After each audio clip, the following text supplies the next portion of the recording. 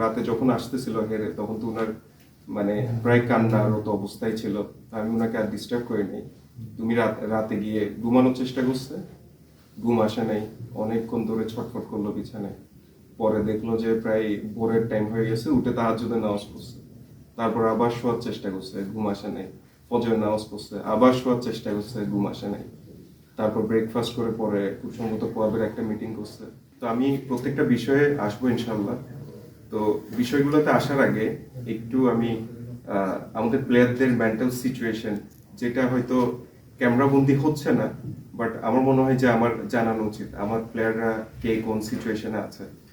তো লাস্ট ম্যাচের আগের ম্যাচ একটাতে যখন মানে আমরা প্রায় জেতা মুহূর্তে লাস্টে দিয়ে যখন গিয়ে হেরে গিয়েছি আর কি, তখন ক্যাপ্টেনের সাথে তো আমি প্রায় যাওয়া আসা করি, ওনার রুমে বসে বিভিন্ন বিষয় নিয়ে আলাপ করি, কেন হচ্ছে, কি প্রবলেম, কেন আমরা হারের দিকে যাচ্ছি, বা আমাদের আরো বেটার আমরা কিভাবে করতে পারি।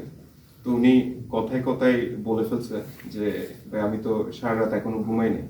তো তখন আমি মানে জানার চেষ্টা করতেছিলাম উনি কি করতেছিল।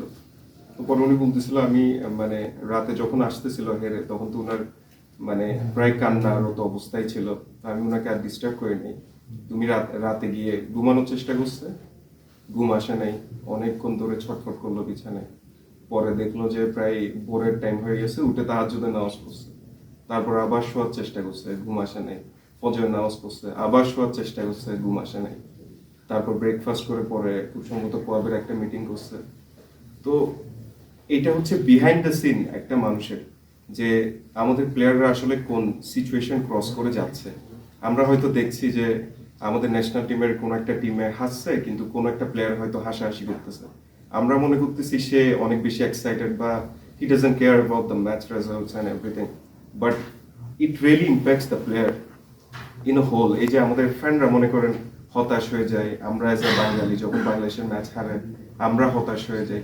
সেম সিচুয়েশনটা কিন্তু আমাদের প্লেয়ারদের উপরও পড়ে।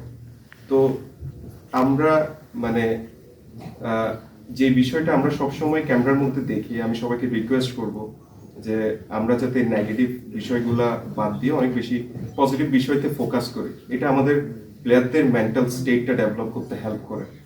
এটা একটা ইনসিডেন্ট। আরেকটা ইনসিডেন্টের কথা বলি, এই যে গতকাল আমি নিজেও পিস্ট অফ ছিলাম, হেরে গিয়েছি, ঘুমানোর চেষ্টা করতেছি, ঘুম আসছে না। পরে ফিজিওর রুমে গেলাম, দেখলাম হচ্ছে আমাদের ক্যাপ্টেন ঘুমের ওষুধ খুঁজতেছে ওনার থেকে।